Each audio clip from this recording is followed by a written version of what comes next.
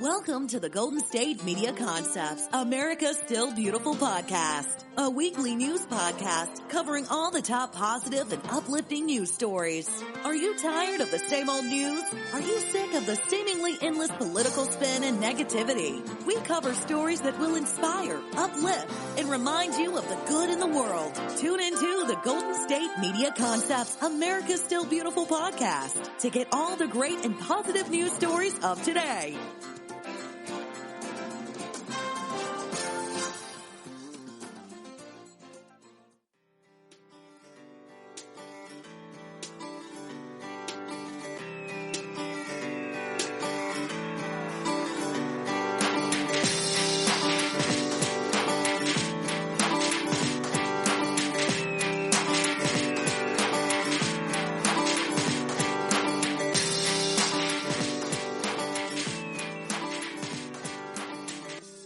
Thank you for tuning in to the GSMC America Still Beautiful podcast, brought to you by the GSMC Podcast Network. I'm your host, Emily Ferrier, here to bring you some of my favorite uplifting stories in these trying times. For our first story, these optimistic COVID updates give us the evidence that we need for more hope in April.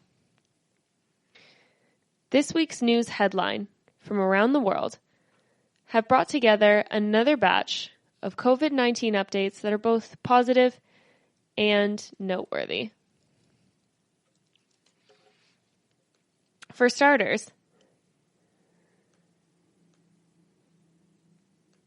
the number of novel coronavirus deaths in Spain have dropped for the fourth consecutive day in a row, which has inspired hope that the nation is now past the peak of their outbreak, especially since the decline in market showed the lowest number of deaths in 2 weeks. Spain has experienced the most recorded cases of the virus in Europe, although other European nations have reported some hopeful trends of their own. In France, the number of COVID fatalities and the new daily cases fell by more than 50% over the weekend, according to data sets from Worldometer. Italy, which has been one of the most hard-hit countries in Europe, has now recorded 3 straight days of decline in new cases, which was recorded on March the 21st. After several consecutive days of decline, April 5th also marked the lowest number of Italian deaths since March the 19th. Meanwhile, less than 2 weeks after New Zealand enacted strict nationwide lockdowns, the nation reports that they have not only flattened their curve of cases, they've squashed it. On the U.S. front, New York Governor Andrew Cuomo says the number of deaths statewide fell for the first time and remained stable for 2 days, raising hopes for a flattened curve.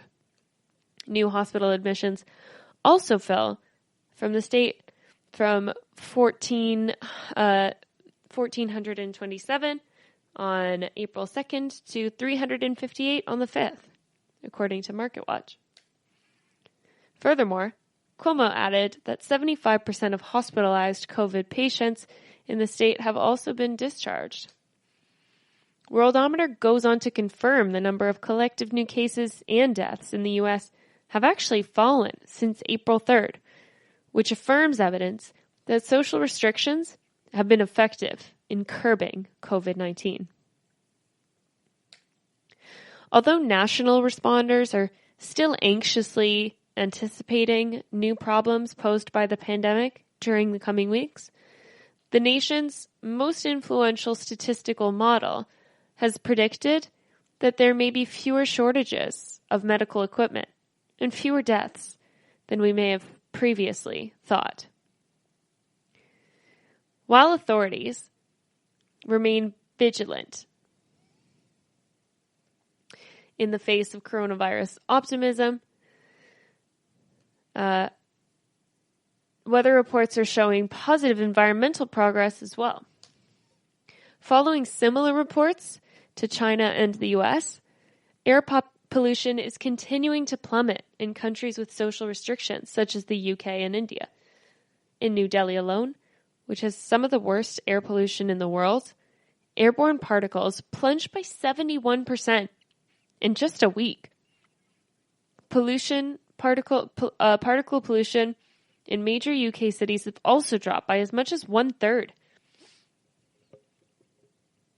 And the rates are expected to fall even further as the lockdown continues. After the UK told James Dyson it needed 10,000 ventilators, he invented one in just 10 days and is donating 5,000 of them. About the pollution, there are big changes. Pollution levels are equivalent at the moment of a holiday, like Easter Sunday, which is happening this weekend. And I think we can see an even starker drop when the weather changes.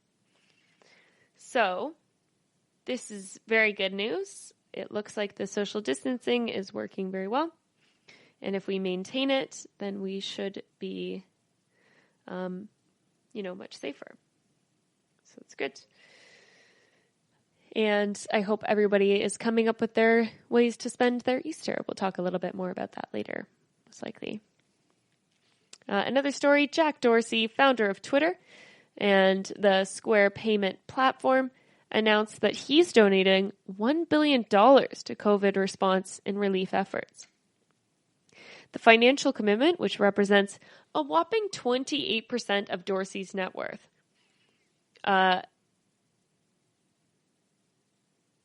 sorry, I've lost my place. 28% of his net worth will reportedly be funded by the tech entrepreneur's Square shares. Dorsey wrote in a Twitter post that he currently owns more shares in Square than Twitter, and he hopes to reduce the impact of the donation by selling them over an extended period of time. As the funds are distributed to various relief efforts throughout the Start Small Foundation, Dorsey plans to offer full transparency of his donations by tracking them through a public Google document. I'm moving $1 billion of my Square equity to funds against global relief for COVID-19. After we disarm the pandemic, we'll focus on a shift to girls' health, education, and UBI, wrote Dorsey. Why pull from just Square and not Twitter? Simply, I own more Square. All I need to pace the sales over time. The impact of the money will and should have benefit on both companies over the long term because it's helping the people we want to serve. Why now? The needs are incredibly urgent, and I want to see the impact in my lifetime. I hope this inspires people to do something similar. Life is too short. Let's do everything that we can today to help people now. In addition to Dorsey's donation of being one of the most impressive contributions toward the coronavirus relief efforts to date, Deadline reports that it may be the largest private donation to a global cause since CNN founder Ted Turner committed $1 billion towards the creation of the United Nations Foundation in 1997. So, absolute hats off to Dorsey for taking that much of his net worth. 28% is just no small feat. Like $1 billion for the coronavirus efforts. What an incredible man. That's unbelievable. It really is. Yeah. That's really incredible. So we're going to have to take our first break shortly. Just because I don't want to start another story without actually being able to continue it. So we will be taking a break. And then when we come back from it, we're going to go to the UK. This is in the UK. We're going to talk a little bit about some farmers in the UK and what they're doing to keep spirits up during this time. So we will talk about that when we return. So don't go anywhere. This is a lovely story, and you're going to want to hear it. So as part of this break, I want to tell you that I've recently learned about Birch Gold Group. They are one of the top dealers of physical precious metals in the United States. They provide something called gold IRAs, which I am now learning about. That is a portion, you can convert a portion of your IRA or 401k into an IRA backed by physical precious metals. That is a gold IRA. Now, I know that my listeners are all very intelligent, and so you've probably been thinking about what your plan might be in terms of your savings, in terms of your investments. The question is, can you afford another hit to your retirement like the last downturn when the S&P dropped 50%? Not many of us probably can. You might want to know that gold is a safe haven against uncertainty, that it can be a good way to diversify your plan, your savings plan. And Birch Gold Group is a trusted place to make precious metal purchases. Right now, thanks to the little-known IRS tax law, you can even move your IRA or eligible 401k into an IRA backed by physical gold and silver. It's perfect for those who want to protect their hard-earned retirement savings from any future geopolitical uncertainty. So contact Birch Gold Group to request a free info kit on physical precious metals to see if diversifying into gold and silver makes sense for you. The comprehensive 20-page kit reveals how gold and silver can protect your savings and how you can legally move your IRA or 401k out of risky stocks and bonds and into a precious metals IRA. To get your no-cost, no-obligation kit, go to birchgold.com/America. That's BIRCH gold.com/America.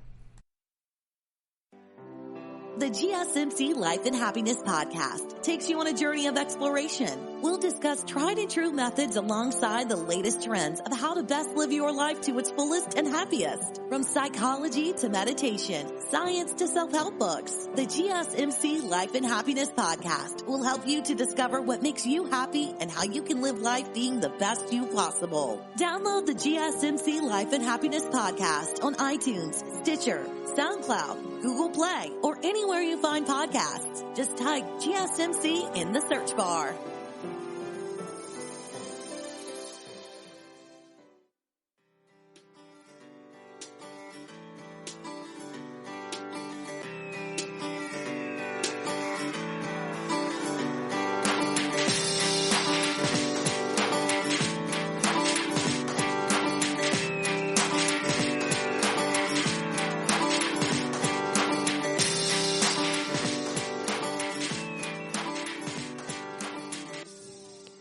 Welcome back. So we have started off with our positive COVID stories, and in a similar vein, we're going to continue that way, but we've made our way over to Britain, where we're going to talk about what's been going on over there and what they've been doing positively. So a talented farmer has created his own heartwarming tribute to British National Health System, the NHS, by using his tractor to plow a giant rainbow into one of his fields. 33-year-old Jack Pantel used an aerial drone camera connected to his phone in order to map out a huge image of the NHS logo and the Stay Safe rainbow, in appreciation for Britain's healthcare workers battling the COVID-19 outbreaks. The massive image measures in at 60 meters, 196 feet tall, and 152 meters, 500 feet wide on his farm near Staunton-on-Way in Hertfordshire. Pantel also managed to capture drone footage of himself creating the masterpiece, which took just 16 minutes to complete. It's pretty incredible. The dad of 2 said that he wanted to show support for all of the NHS heroes, particularly since his 31-year-old brother, Harry, is a paramedic, and his sister-in-law works as a doctor. I had one field left I could use before my spring planting finished, so I decided to do it as soon as I could, said Pantal. My brother and I had been thinking about it, and we saw some other people showing their appreciation in different ways. So he said, why not? Let's do it. Someone else in Exeter had done hashtag NHS into some corn. So we were thinking of something a little bit more original. My brother suggested putting the Stay Safe rainbow over the top, and we decided to give it a go. Worst case scenario is that it wouldn't come out right. Thankfully, however, it did. It turned out beautifully. My drone connects to my iPhone, so I was watching my phone screen to see how it was coming out while I was doing it, Pentel recalled. So the video that you get to watch is actually how he was also able to draw it. I was driving around trying to get it done in a hurry because the drone battery only lasts about 20 minutes, and I had to be relatively quick on it. I managed to complete it in about 16 minutes, which was just in time, really. The rainbow has become a symbol of support for people wanting to show solidarity with healthcare workers in the front lines of the pandemic. My gesture was just something that we thought we could do down at the field. It's just showing a small amount of appreciation, said Pantel. At the very least, it brings a smile to people's faces, and it makes them know that we're thinking of them. In addition to broadcasting his message of support to the NHS workers, Pantel has also set up a Just Giving page to support hospital staffers, and he hopes his stunt can help raise money and spirits. The NHS workers are the main ones that we must thank because they're right in amongst it. It's just as well to say that a massive thank you to them. We've got various friends who live next to us who are all nurses, resuscitation nurses, so they're a mix of it. It's a small contribution, and they were ecstatic over it. It really makes you feel good. They know that some people out there are appreciating them. You never know someone is appreciating you until someone says. I would like to give them a shout out. That's a beautiful way to show appreciation, and I hope that everybody else is also showing the frontline workers in their lives some appreciation, whether they be doctors, nurses, hospital administration, grocery store clerks, and the like. It's just a really beautiful thing to do. And another little bit of news from the UK. In a rare television address to the citizens of the UK and the world, Her Majesty Queen Elizabeth II offered encouraging messages of support in the face of the novel coronavirus outbreak. Although the Queen usually only addresses the nation at Christmas, or a time for newly elected parliaments, Her Majesty recorded a speech earlier this week that called for global unity amidst the uncertainty of the pandemic. In addition to using the video to thank the national health system, the teams working tirelessly to contain the virus, the Queen also recalled recording a similar speech that was broadcast worldwide during World War II at the height of the Blitz. It reminds me of the very first broadcast I made in 1940, helped by my sister, said the monarch, who had been 14 years old at the time of the historical broadcast. We, as children, spoke from here at Windsor to children who had been evacuated from their homes and sent away for their safety. Today, once again, many will feel a painful sense of separation from their loved ones. But now, as then, we know deep down that it is the right thing to do. The Queen, of course, recently has had her own scare as her own son, Prince Charles, came down with the coronavirus.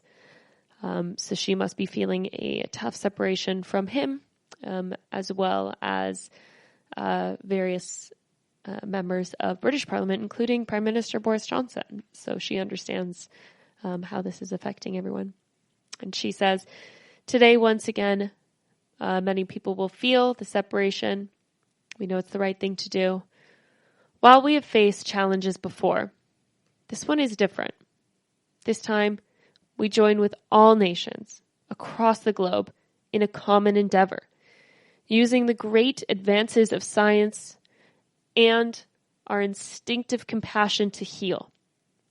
We will succeed, and that success will belong to every one of us.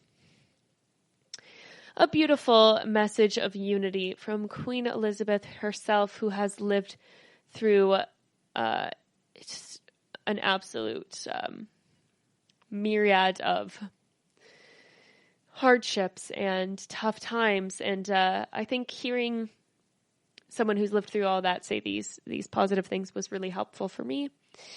So if you do want to give that a watch, it was quite a lovely thing for me. I quite enjoyed it. She's a very wise woman. And when we have to take a break. So when we come back from the break, some more talk about positivity during these shutdowns and what's going on environmentally.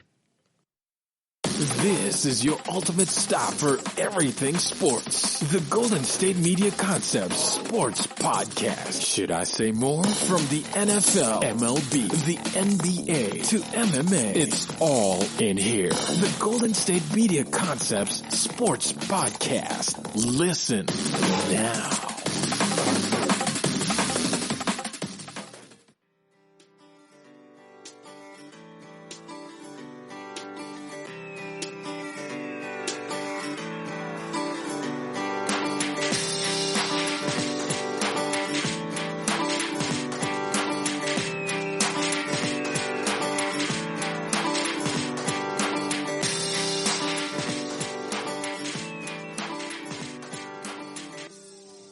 Welcome back.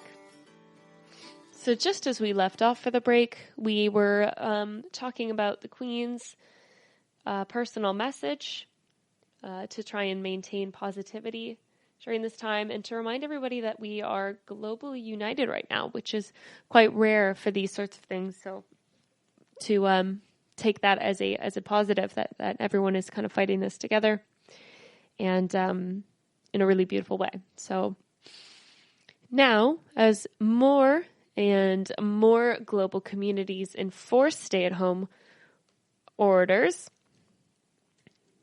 the social restrictions and rates of air pollution have plummeted. The most notable example of this phenomenon emerged from the horizon of the Jalandhar in Punjab, India, earlier this week. For the last 30 years, the tops of the Himalayan mountains have been obscured by air pollution and smog.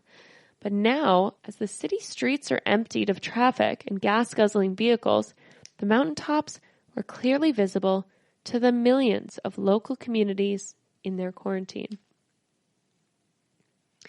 Photographers living as far as 200 kilometers, 124 miles away from the mountain range, have since posed awe-inspiring pictures of the snow-capped peaks to social media in celebration of the spectacular sight. This is not the first time that people have taken notice of the cleaner air amidst the shutdowns, following a similar report in China and the U.S. Air pollution is continuing to plummet in countries with social restrictions such as the UK and India, and New Delhi alone, which has some of the worst air pollution in the world. Airborne particles plunged by 71% in just 1 week. Particle pollution in major UK cities have also dropped by as much as 1/3, and the rates are expected to fall even further as the lockdown continues. These are big changes. Pollution levels are the equivalent at the moment of a holiday, say at Easter Sunday, says James Lee from York University. The National Center for Atmospheric Science told The Guardian about the data. And I think we'll see an even starker drop when the weather changes.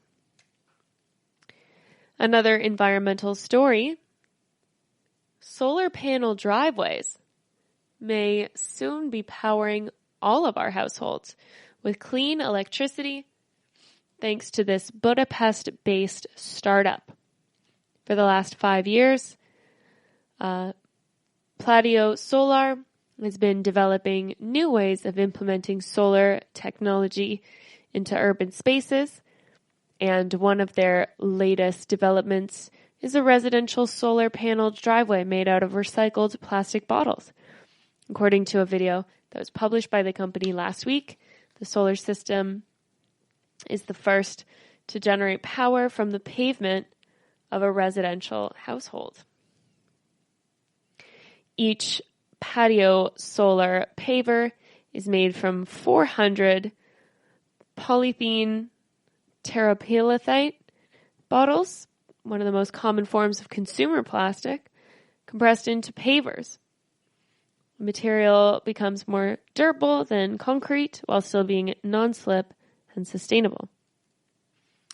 The system can either be used to generate electricity for the residential household or to power an electric car. According to the company's website, the 20 square meter, the 215 square foot patio driveway system has the capacity to cover the yearly energy consumption of an average household. The company is now offering resale opportunities and installation quotes for their driveway systems, available in brown, blue, red, and green designs. Look at that. So it's energy efficient and fashionable.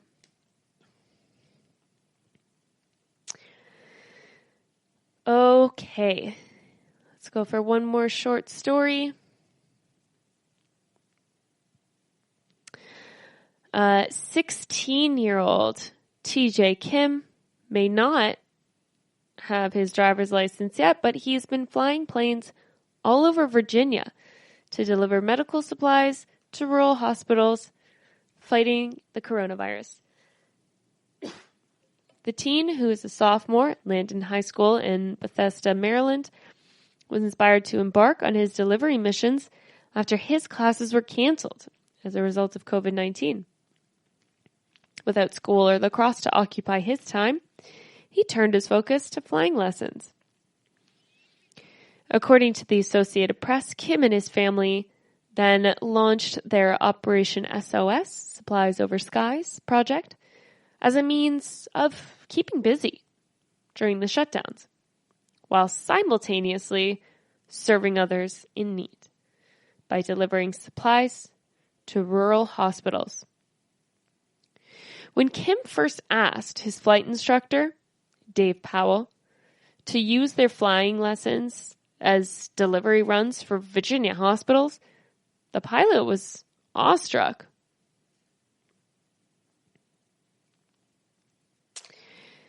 For TJ to be more concerned with the needs of others in his melancholy state just reiterated to me how amazing this young man is, Powell told the AP. Since the young man delivered his first batch of medical gowns, masks, sanitizer, and shoe covers to the 25-bed hospital in Luray on March the 27th, he's continued to go on a weekly flight to other critical access hospitals. And the healthcare workers have greatly appreciated the support. Pretty incredible story, isn't it? This very generous teen who is just giving, all he can really and more. A 16-year-old is agreeing to fly and deliver supplies. These teens are amazing me. They really make me, to be honest, make me feel a little bit nervous,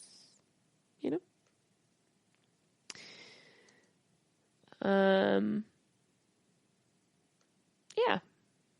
So the next story that I have is actually quite a long one.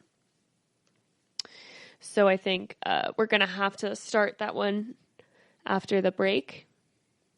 It's just something that I found a kind of fun story that I think we can probably all relate to if you've been feeling a lot of anxiety during this and you need to find a way to sort of just calm down and lower your heart rate in that.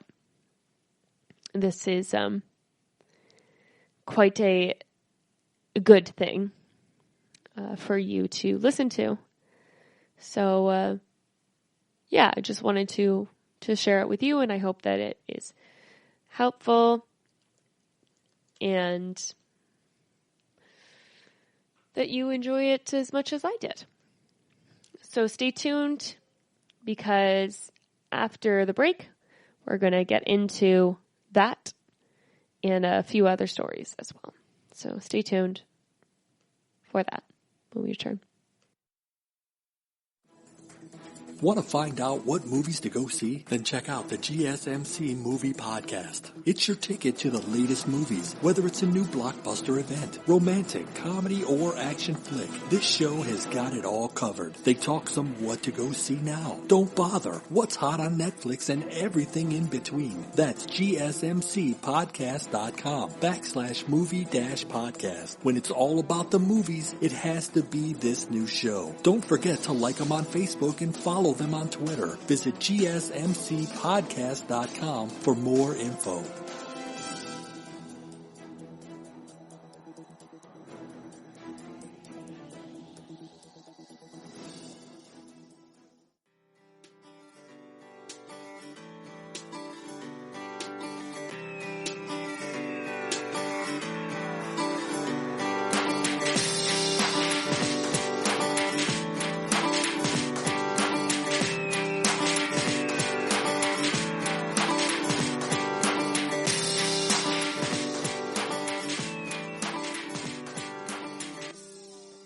Welcome back. So before the break, we were talking about an incredible teenager who got their piloting license, learned how to fly a plane so that they could deliver supplies to counties in need for medical supplies and etc. Pretty incredible stuff. It's, real, just generous, selfless acts by this young man. And now, the 3 ways to deal with the anxiety of a new situation in those FFTs of life. I'm going to censor this, the effing first times. When you've been stressing out amidst the chaos of quarantine, then you may need to listen to this podcast about FFTs, effing first times. It's how hard it is to be new at things, from small incidents to global pandemics. They have no relevant experience. When we have no relevant experience or expertise, the vulnerability and uncertainty and fear of these firsts can be overwhelming. But showing up and pushing past the awkward learner stage is how we get braver. This pandemic experience is a massive experiment in collective vulnerability. We can be at our worst selves when we're afraid, or our very best, bravest selves In the context of fear and vulnerability, there is often very little in between, because when we're uncertain and afraid, our default is self-protection. We don't have to be scary when we're scared. Let's choose awkward, brave, and kind. Let's choose each other. Speaker of that is Dr. Brené Brown, a research professor at the University of Houston, where she holds the Huffington Foundation. Brené Brown, endowed chair at the Graduate School of Social Work. Brown has and continues to break down the complex topics concerning human nature, such as shame, empathy, courage, and vulnerability.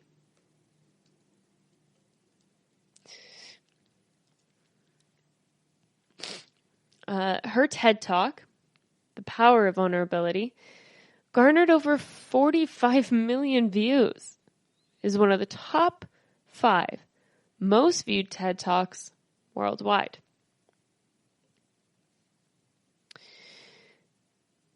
Brown is the author of 5 #1 New York Times bestsellers: The Gifts of Imperfection, Daring Greatly, Rising Strong, Braving the Wilderness, The Quest for True Belonging, and The Courage to Stand Alone and Dare to Lead. Bold work, tough conversations, whole hearts. She's also the first researcher to have filmed lecture Call to Courage streamed on Netflix since it debuted on the streaming service on April 19th, 2019. Unlocking Us is Dr. Brown's brand new signature podcast. She uses it as a space to host such notable guests such as Alicia Keys, David Kessler, who joins her in conversations that unlock the deep human part of who we are, so that we can live, love, parent, and lead with more courage and heart.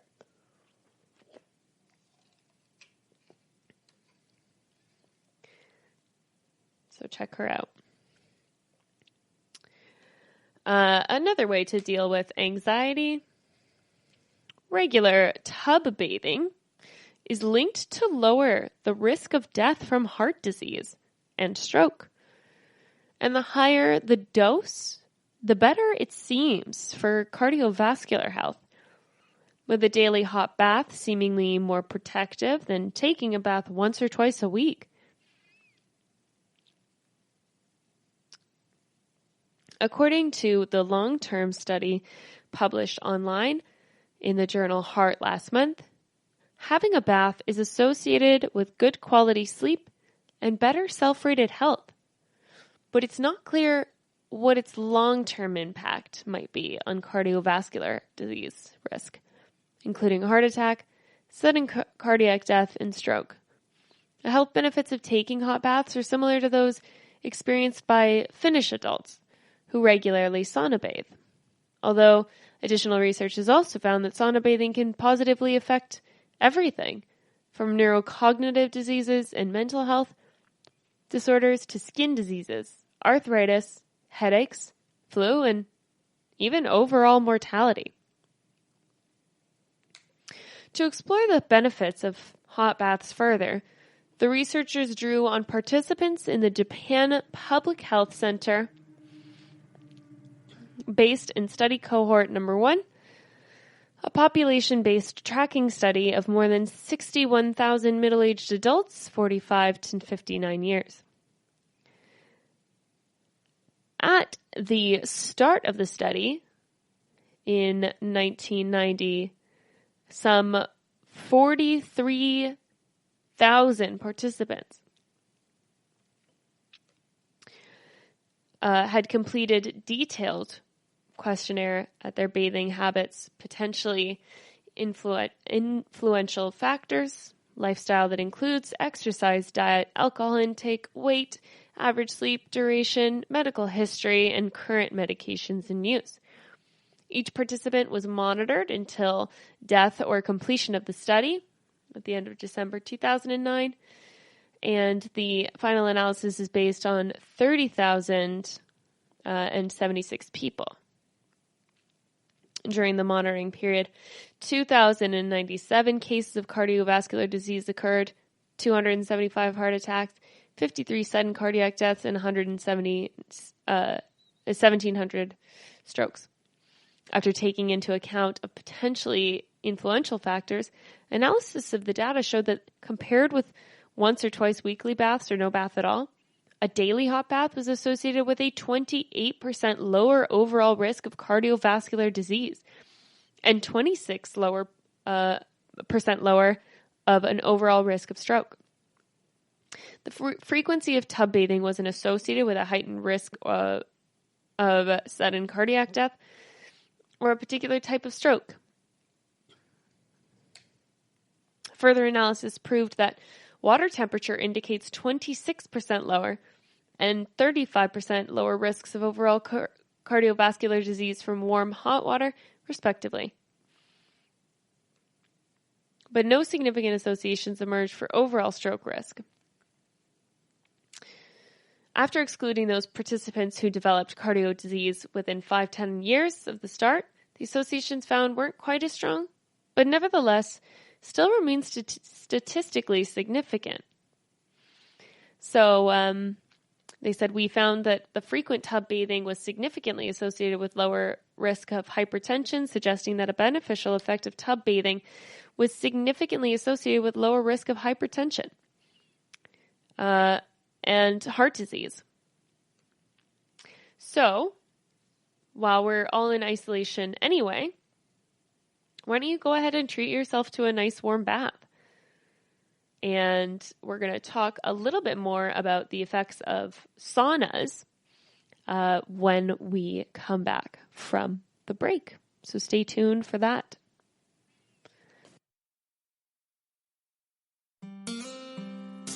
Pets bring such joy to our lives, and the GSMC Pets podcast is here to share in that joy.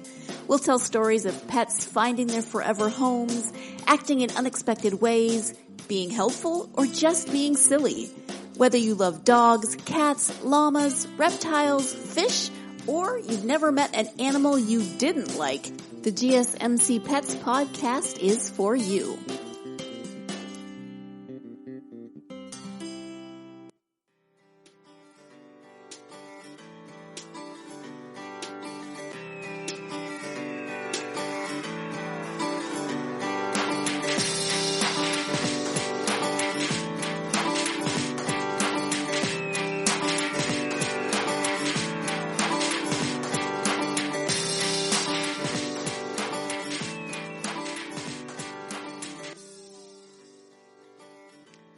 Welcome back. So before the break, we were talking about the effects of hot baths on your health and how they may benefit you greatly. And just on a related note, sitting in a sauna is not just a relaxing activity. This new research shows that it also has dozens of health benefits. A new report found that sauna bathing is associated with reduction to the risk of vascular diseases, such as high blood pressure and cardiovascular disease, neurocognitive diseases, and non-vascular conditions such as pulmonary diseases, mental health disorders, and mortality. Furthermore, sauna bathing alleviated conditions such as skin diseases, arthritis, headache, and flu. Evidence also suggests that regular sauna baths are associated with better health-related quality of life. The research team, led by scientists from Finland and the University of Bristol in the UK, conducted a comprehensive literature review of the effects of sauna baths on health outcomes. Finnish sauna bathing is characterized by exposure to high environmental temperature between 80 to 100 degrees Celsius, which is 176 to 212 Fahrenheit, for a brief period.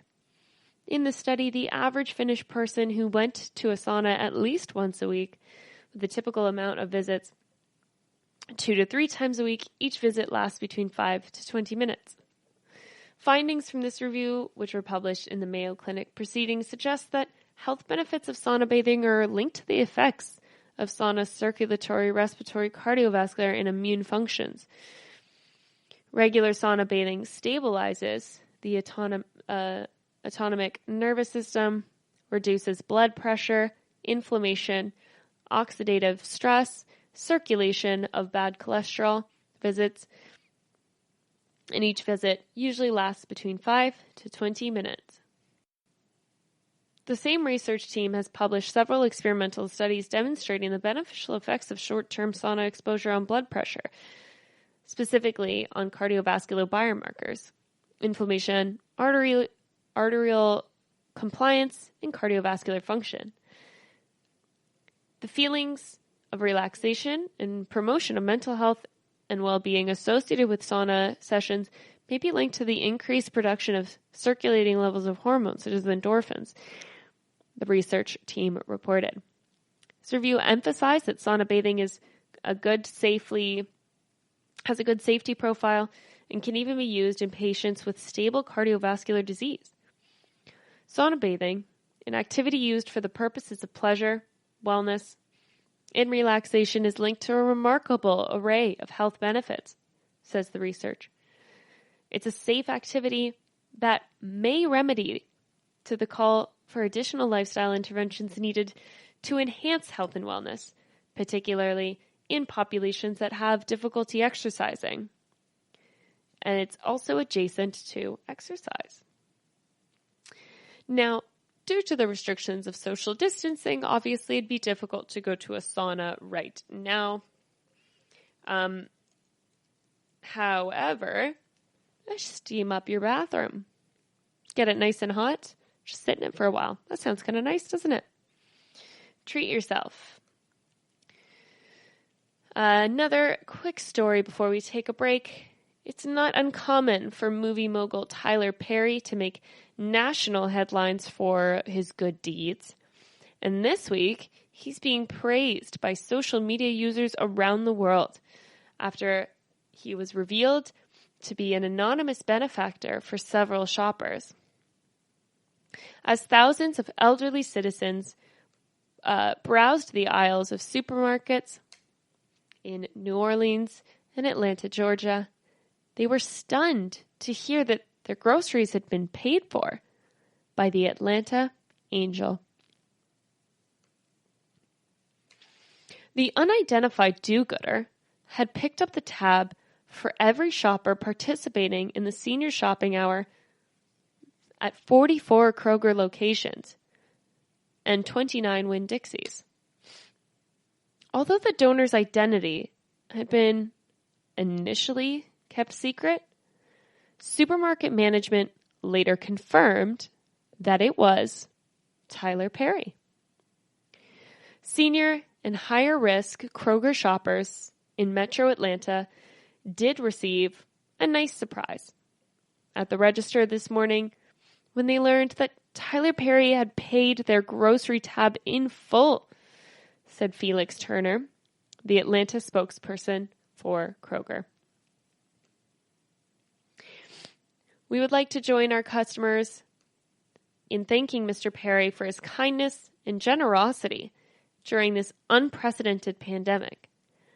It was truly a pleasure to see our customers fill with joy and gratitude as the news spread throughout the 44 stores across Metro Atlanta. This is not the only time that Tyler Perry has done something like this. At Christmas time, Christmas came early for hundreds of families thanks to Tyler Perry. He paid for all the layaway items at 2 Walmarts in his city of Atlanta, Georgia. Between the two stores, Perry ended up paying for $432,635 worth of layaways. The lucky shoppers just had to pay 1 penny at the time of pickup to take the items to their home. Though the movie star tried to do the good deed anonymously, it seemed that he was revealed as the secret Santa. Merry Christmas, everybody, Perry said in a Twitter video formally announcing that it was, in fact, him. I know it's a hard time. A lot of people are struggling, and I'm just really grateful to be in a position to do this. Amongst the thousands of followers praising Perry for his kindness, the Walmart Twitter page responded to the video saying, "Anonymous or not, we think that you know that you just made Christmas for so many families. You went above and beyond. Thank you." Good guy Tyler Perry strikes again. What a guy. What a beautiful thing to do. And also how lovely that he's trying to remain anonymous, but he keeps getting exposed. Very heartwarming. It's very lovely to see people with lots of ability and resource being able to, just being able to give back like that. It's really quite lovely.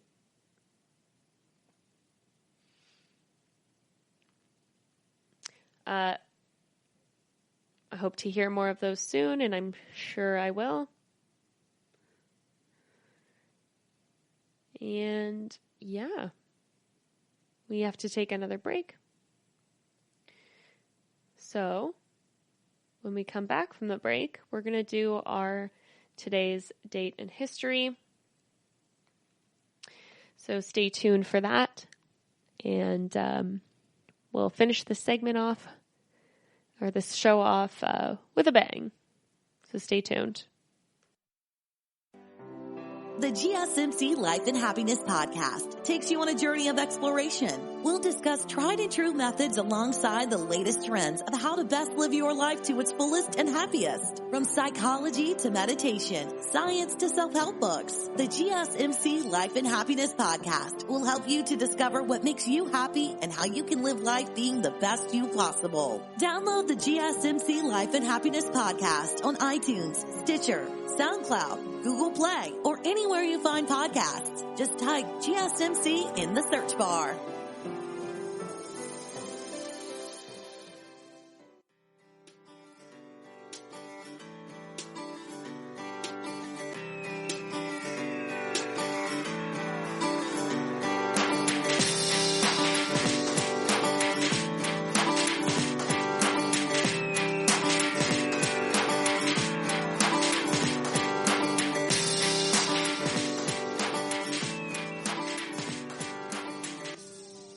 Welcome back. I promised we would finish off with a bang, and I will deliver at least what I think is finishing with a bang. As we are talking in our first little bit here about none other than Sir Elton John. 50 years ago today, Elton John released his self-titled second studio album, which included the breakthrough single, Your Song, which is one of my favorite songs. Grammy nominated for his Album of the Year and certified 2 times platinum, it was Elton's debut LP in the US and established the singer-songwriter's career. That was 50 years ago today. The song, with lyrics by longtime collaborator Bernie Taupin, reached the top 10 single charts throughout the world. Your Song, isn't that a beautiful song? And more good news from the state. The first Arbor Day was celebrated in Nebraska in 1874. The Civilian Conservation Corps was created by President Franklin Roosevelt to bring new jobs to unemployed Americans during the Depression in 1933. The People's Republic of China welcomed the U.S. table tennis team for a week-long visit called Ping Pong Diplomacy in an attempt to thaw relations to the United States in 1971. The U.S., USSR, and 70 nations agreed to ban biological weapons in 1972. What a horrible thing those were. Imprisoned IRA hunger striker Bobby Sands was elected to British Parliament in 1981. Heinz, Van Camp Seafood, and Bumblebee agreed not to buy tuna caught in nets that also trapped dolphins in 1989. And today, make sure that you show your siblings some love because National Siblings Day, an annual holiday that the U.S. created,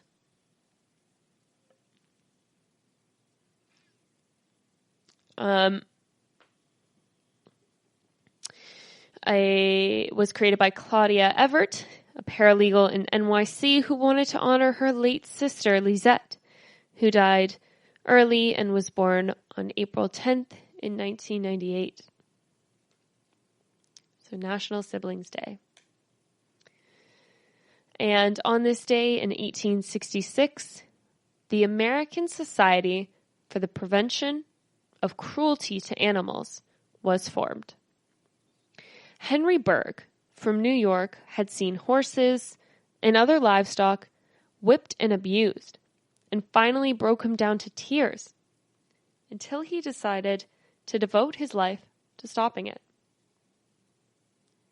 His nonprofit organization, ASPCA, pioneered establishment of legislation on his behalf of animals, including the use of animal hospitals, anesthesia, a 24-hour animal poison control line, promotion of spay and neuter programs, grief counseling, and rescue plans for animals during emergencies, ending unnecessary euthanasia, and pet health insurance. The 50-year-old son of wealthy New Yorker shipbuilder was also instrumental in the founding of the Society for the Prevention of Cruelty to Children. If you want to read a little bit more about that, you can read Mercy, the incredible story of Henry Bergh, founder of the ASPCA and Friend to Animals, and other books like that, if you would like to learn more.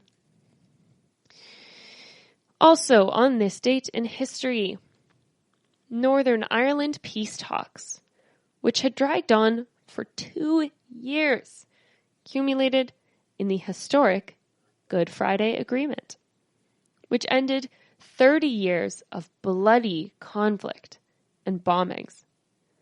When the United States, overseeing as a mediator, weary but determined delegates from the two countries and 8 separate political factions signed off on the accord that had been established, self-rule for Northern Ireland, which had been under the British control for 26 years. 1998.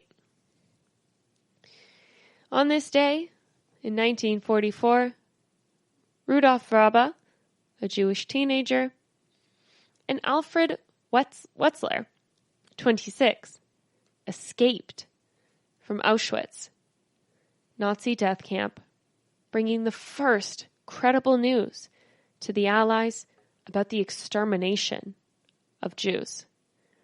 Their detailed report effectively saved up to 200,000 lives by halting the mass deportation of Hungary's Jews to Auschwitz for what officials claimed would be resettlement. After the war, Vraba worked as a biochemist and Wetzler as an editor. Pretty incredible, those young men escaping and warning the world. And with that, we've come to the end of our show. This weekend is Easter weekend, and I know it's going to be very hard to be separate from families, and that is why I'm very grateful that we are in an age where we can do things like Zoom or Skype or FaceTime, where we can still be with them virtually. So please make sure that you're maintaining the social distance. As we heard earlier, it is working. So maintain that. Still have a special meal, but share it with your friends and family over the internet. Chat into each other. It can be fun. Maybe it might be something that you look back on with a little bit of fondness. It might actually be something that you quite enjoy doing. So just make sure that you're doing that and make sure that you're being safe. And I hope that you're all well and safe and sanitized and home more than anything. So thank you for listening to the GSMC America Still Beautiful podcast, brought to you by the GSMC Podcast Network. I would like to ask that you please remember to subscribe to the show and to write a nice review. And if you could rate the episode, that really helps us. Also, please follow us on Facebook, Twitter, and Instagram. Thank you again for listening, and have yourselves a great night.